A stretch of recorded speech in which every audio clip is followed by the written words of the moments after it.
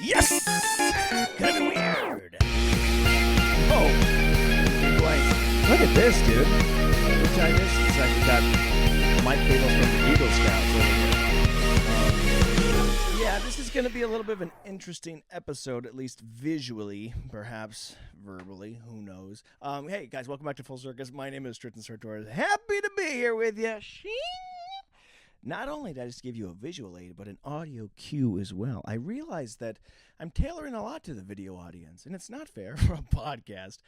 Some people may listen, and how do you know for certain, for sure, that I'm as excited and thrilled to be here with you as I say? Well, no. Not only do you get a visual aid, but you get a sparkle of my teeth and smile where you go, hey, handsome man, happy to be back. I love to hear it. Love to hear it. So, guys, let me explain to you something. I am so lost. Yeah, I am so out of it. And not like I'm not cognitively here or functioning or delirious, but my sleep schedule is so bad that my whole world for the past 3 or 4 days has been a complete dream state. And I'm still very disciplined. Everything's fine. I'm taking care of all my work and my creative works and aspirations and dreams and goals and health and whatnot. Like, I'm taking care of myself. Everything's great and perfect, except for the fact that I've been waking up at 5:30 p.m. That's not good. For those at home, okay, then maybe you woke up at 5:30. You're like, well, what's the big deal? It's not. This is not okay. All right. I'm not a nurse. All right. Working the night shift. I'm just a normal dude, an average man, handsome, sure, but just a normal guy. And it's just gotten out of control. It's only gotten worse. And it started with the freaking dog sitting. Okay, because the dogs wake you up and they ring the little bells every 5 seconds, and you don't get good sleep, and then you're doing dogs, and you take care of other dogs, and you're going back and forth while also trying to exercise. Then you get friends, you get family, you have other aspirations, and you have other goals, and you have other responsibilities. You try to take care of everything you can. Then you say yes to everything, and yes, I got to care of it. Yes, I got it all done because what? I'm awesome, but two, I'm a sucker. Because I said yes to all these things, I stretched myself so thin that I deprived myself of sleep to the point where I was sleeping from 9 a.m. to 5. And then it just stayed that way. And I don't know how to get out of it because I keep trying to sleep stay up for over 24 hours. All right. So if I stay up for 24, I can make it back to 5:30. If I could go a little bit longer, all right, just a little bit past 5:30, then bada bing, bada boom. He's got myself a nice sleep schedule. But no matter what I do, I clock out around noon. I try so hard. So I've been sleeping like 5 hours a night. I stay up. So it was such a valiant effort. I make it to noon. I work out. I get all my work done. I'm working on some fun stuff. I'm doing a lot of writing. But then noon comes and I'm just, I kick it. And you try some energy drinks, a little excitement, some sunshine, some this, some that, and nothing inspires you. You go, come on, Tristan, you need it. You need to be a passenger of life again. Get back in the zone. Nah, forget about it. And, it sounds all well and good, but I do not know how people do it. I guess it's one thing to work a graveyard shift, like in a place like a hospital or a place of work where at least you're interacting with maybe some other coworkers or something, but don't forget, I work in voiceover. I have no coworkers. There's no interaction in the middle of the night. There's nobody here. I can't even text any friends or family because they're what? Sleeping. Why? Because they're normal. So here I am, completely, hello? Nothing. All alone. Not only here, but this place that I live is in a business area. I could yell out my front door and nobody's going to care. If a Tristan yells in the middle of the street in the middle of the night, if no one's around here, does he even exist? I don't know, man. Nobody's up except for me and Batman. And even he's probably, nodding off in the mobile. So it's definitely an interesting situation at the moment, but we're trying to press on. We're going to try and figure it out. It's just really sucky, dude. It's so like, so I'm getting a lot of stuff done, but I don't know, it feels like it's still Tuesday of last week, so I don't know exactly how to figure this thing out, but it was so bad. It was such a problem. Those dogs screwed me up, and it's not saying it was just the dogs, it was also my fault, dude. You know what the worst thing was? After I recorded the last episode and I had to drive all the way back, I realized that I forgot my laptop. I came all the way here, recorded all the stuff, and I had it all right here on the laptop, ready to go, and I forgot it. So I'm sitting there. It's 2 a.m., and I'm like, all right, we got to go and edit this podcast, get it all put together. Don't have it. I got to drive another hour all the way back home, then an hour back. I get back at 4 a.m. with the laptop. Then I get it. Then I got to put it back together. And here's the thing about me, man. I have to unwind no matter what. Like no matter how tired I am, no matter how bad I want to sleep, I have to have like an hour or two of unwinding. From the moment that I decide it's time for bed, I need to unwind. I could be unwinding all day. I need to unwind from a Saturday of rest. Like, oh, so much unwinding. I'm going to clock out. Well, I got a couple hours of unwinding to do. So there's just no way for me to sleep. And I just spiraled out of control, man. So I got to stop with the dogs. Again, only family dogs, I guess, from now on. And we're going to take care of business in that instance. So that's really it, man. That's where I'm at. That's the grandest update in my life. That's the grandest problem, I should say. You know, my life, I feel fine. I'm just like, you know, hey, people, am I playing the game on solo mode? I could live in the apocalypse for all I know. Haven't been to the store. I order Walmart in the middle of the night, and then they deliver it while I'm back asleep. I wake up, there's groceries at the door. I feel like it's just some sort of crazy super COVID where other people don't exist. I'm not even seeing animals. The animals are asleep. So it's pretty fun. I won't lie to you. I'm kidding. That's a lie. It's not fun at all. It feels really spooky. So we'll get it fixed by the next episode. But until then, man, we're just kind of floundering. We're just kind of, you know, and that's the sound. That's another little audio cue for you guys. If you're like, what does it feel like to be, you know, lost in life? What does it feel like to be a ghost in your own existence? Like that. So what have I been up to, man? For whatever reason, I don't know if it's just the inside or I have been taking some walks at night. But I've been getting chapped lips, which is weird because usually that happens more in the wintertime. But right now my lips have been getting chapped and I've been putting on chapstick. So I've been trying to use more. You guys have been trying to use more chapstick, really. Other people are trying to strive for their careers, you know, families, friends, love, what have you. I'm trying to get big into chapstick lately. But the reason I bring it up is because, you know, when you spend so much time alone, even more than usual, I do a lot of in the mirroring. Okay, and I like to at least have the thought, the illusion that someone else is here, and I was putting on chapstick, and I got so embarrassed, man. You know, like I don't know if it's because guys just don't have the movement, or it's because you don't put on lipstick. But I was just like, what am I like? I just look so stupid while I'm doing it. And I was so embarrassed, and it made me really happy and excited for the fact that nobody else exists, because I've never looked dumber. It's one of those things where you can feel embarrassed. You think embarrassment comes from this idea of you being judged by others, but you can be embarrassed alone, and I've been experiencing that exactly, and I've been trying to get better at chapstick, guys. I really have been. So we'll see about that. Also, I've been trying to finish up the last couple little things here at the apartment lately.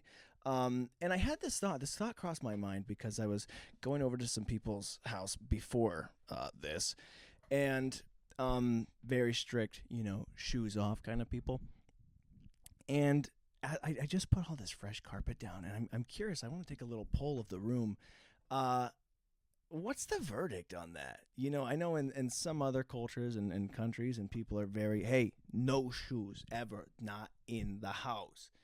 But my family, because we were always, you know, you pop in, you're doing some yard work, you pop in, pop out, and you're wearing boots and you're laced up. Like there was a lot of shoes in the house. And we had hardwood floor, and I put this carpet in myself. It's brand new, it's fresh. But even then, I'm like, I'm gonna wear my shoes. And I don't know. Like, I don't care if someone else wears their shoes in here. I'll just be happy to have company, honestly.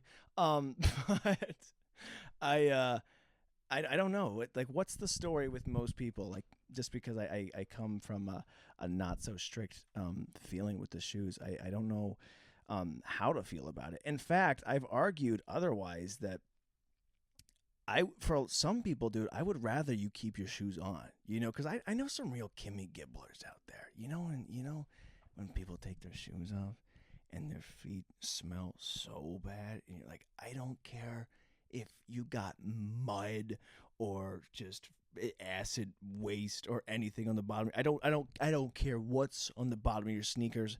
I cannot. It smells rancid. It smells so bad. There's several people like, hey, keep your shoes on. All right. The second I see your golden toe, you're golden out of here. That didn't work as much as I thought it would, but it's a real problem. So there are, I don't know. Maybe you need to have like a strict list or pass some sort of test, like I have no idea. But I've just been thinking about that a lot because there's nothing else to do. So what was some other You know what? I did go into an AutoZone. Whoa, he saw a person. So I was going into, it was around 8 p.m. Okay, I just woken up in the morning. And I went to an AutoZone just to grab some transmission fluid. And I get in there, dude. And this guy, I'm so spinning this chair. I'm just probably going to walk around for this. Why not? We're already all over the place. So I was in this AutoZone, and the guy, he's like, is that your truck out there? I said, yeah, it is. And then he's like, can I buy it off you? I said, huh? Now, I need to preface with the fact that I realized during this whole thing, I'm not a good negotiator, okay? Because I want to get rid of my truck desperately for multiple reasons. One being I don't need 4 vehicles. 2, I don't want to help people move. And 3, there's nowhere to go because apparently I'm up all night now. So he's like, hey, I want to buy your truck. And I said, what? Because what do you say when someone's just like, is that your truck? And you say, yeah. And he goes, let me have it. I hate this truck so much. But the second he said that, I had like a weird, like the douchebag guy who's like, I'm just kind of playing it out with this girl. We're just kind of having fun. And then the second that she realizes the relationship's not going anywhere and she moves on, he's like, wait a minute, I loved her. I was like, wait, Stella, that's my truck. So he was like, hey, let me buy your truck. And I was like, it's not for sale. He's like, oh, it's just you, whatever you want. Like, I'll pay outright. I'll pay more above dollar price, like whatever you want. I really love those old school style bodies. And I go, well, me too. And he goes, I mean, I'll pay again, like more than you want. You could just get like a Chevy or something, like an S10. Like, hey, bucko, I'm wearing a Ford hat. All right, you're gonna come at me and try and ask me to get a Chevy. And I got really defensive. And I wasn't actually being aggressive, but the point is that it's stupid because I wanted to sell this truck, and somebody just outright came to me in the wild. And I must have just been grumpy because it was the morning at 8:30 p.m. And I was like, no, I not right now. And we went back and forth, and he was begging, basically. He was begging to buy my truck off me, which is weird. It's not in good condition. It looks bad from the outside too. But I ended up just going, I'll get back to you. Don't have his number. I'm not going back. But he's like, okay, yeah, sure. So we're not going to. But I say all that to say that the truck is for sale. And I don't know. Okay, I don't know why he even said that. You think I'm just gonna sell my truck, go through all the work of notarizing this paperwork, okay, and get a new hat on top of it? It was the goal. The fact that you thought, hey, he didn't know I wanted to sell this truck. He thought this guy, that's his vehicle. For all he knows, that's my baby. And he thought, I'll buy it off of him. No, you won't, man. You think you're gonna take that from me? So I did that. I had to stand my ground, and the problem was that I didn't want to stand my ground. So now I'm screwed. So the truck is for sale. The hat is not. And that's kind of where I am in my life at this moment. So anyways, if you guys want to buy a crappy old truck, it's available. But I can only meet in the middle of the night. What else is going on, man? Dude, this is actually, I'm really super stoked about this. I was talking about the Looney Tunes movie and all the background stuff and with Warner Bros. So I guess, all right, they really didn't make any money, that Looney Tunes movie, but the people who did, there was a guy dressed up as Wile E. Coyote. So to go back, before all these movies, this movie called Coyote versus Acme. It's Wile E. Coyote versus, he's using all his dynamite and stuff. It's from Acme. So they made this big movie, and it was great, and it was fun, and they even did test screenings for it. People loved it. They said, this is amazing. We love the Looney Tunes, and it's fun, and it mixes live action and cartoon and animation. And people loved it, and Warner Bros. is like, right off, a little bit of a tax check refund. So they said, we're never going to see the day. So not only was it enough where you just wasted years of people's lives and their work, they don't get to put that in their portfolio, they don't get to use that. They tell your family, I'm working on this thing for years. I've been working on Coyote versus Acme. Oh, I can't wait to see it, Uncle Dan. It all comes around. And then he's like, well, actually, it's not. Years of his life just gone. So not only was it not enough for the tax write-off, but the CEO of Warner Bros. Is such a douche. He's like, I'm going to delete the film. I want to get rid of it. It's in a vault. It can't be released. He's like, I'm going to burn it.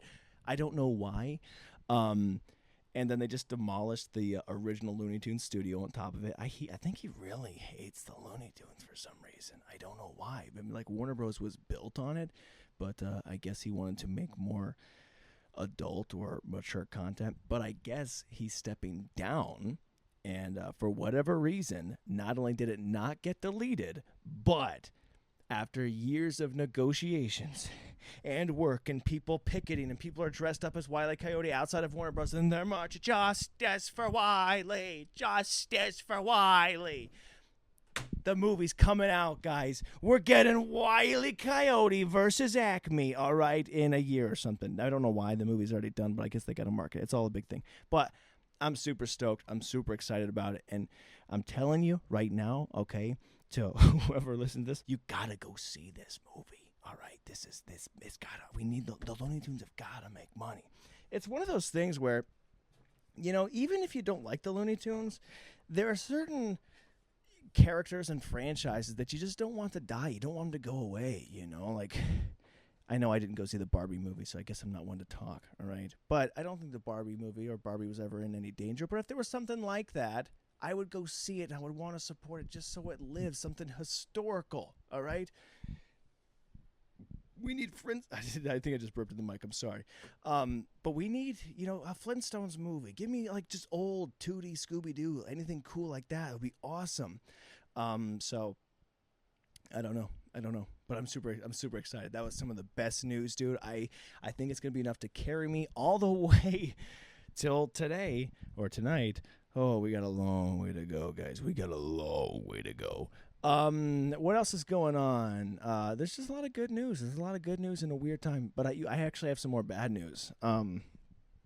So this was the worst. This was yesterday. This was probably the worst feeling of all time. So, right, I'm in this little dream state, in this little wibbly woo, living in the fortune teller's crystal ball. And I guess I fell asleep, right? Because I was trying to stay up all night. So I was up eating breakfast at like 10 a.m. and I was up very late to do that. And I had gum in my mouth, and I was thinking if I chewed my gum, that would keep me awake, okay? So that didn't work. I passed out with gum in my mouth.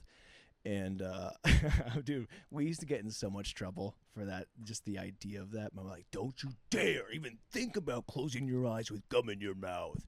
And we would tattle like, Mom, Carl, he's closing his eyes. He's trying to go to sleep. Like, it was completely strict and off limits. And I didn't mean to do it. I mean, it's very dangerous. It's risky to me.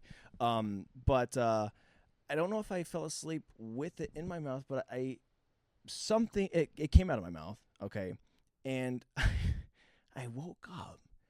It was completely smeared down my thigh, down my legs, to my, like, I rolled in it, okay, and just covered all the way through my leg hair. So not only did I pass out and I felt defeated and bummed out, and I was going to do this whole freaking long nightly cycle all over again, but now I am covered in gum in my leg hair, and it's 5:30 p.m., and the world's closed, and now I was so bummed out and sticky and gross, and it was madness, man. It was madness.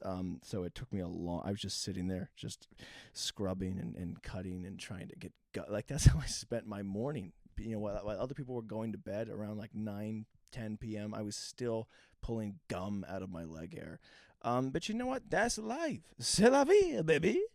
So it's cool. It's been great, kind of ish. It's been okay. You know what? That's what I'll say. Life's been decent. What else has been going on, man? Not much, dude. I don't know. Just thinking. That's all you can really do. I've been trying to think and remember things. I was playing a game with my own brain last night, or what is time? I was trying to remember my first memories of people in my life, and you can do it pretty easy with friends because, you were there, but like your family members, you ever try to remember your first memory of your parents? You're like, well, it's my parents. Of course, I remember them forever, for far back. But, you just kind of start rewinding it. When's the last time you saw your parents? Okay, what about when you were 20? What about when you were 15? What's the memory when you were 10, when you were 5, before that? And I can get back to 3 for sure. And anything before that, I was like, man, I can kind of see, like, being 2. But then I was like, I don't know if that's a VHS or something like that. But I was playing, I was just literally, dude, that's how bored I am. I'm remembering. Not like, oh, what was that movie or that celebrity and that one thing and the place and they went here and there. No, I'm just remembering things for the sake of remembering them. Not recalling to like have some sort of use. I'm just remembering. So I was doing that with several different people in my life. And yeah, I think the furthest back memory of my parents I can see that them is me being 3 years old, and they were comforting me because I got scared by Banjo-Kazooie. I don't know, guys. There's not a lot to it. There's not a lot to there's not a lot to do, man. What are we doing up? We're just thinking, man. We're just kind of remember. Yeah, I'm just replaying thoughts, I guess. We're like, man, remember when I used to wake up when the sun was there?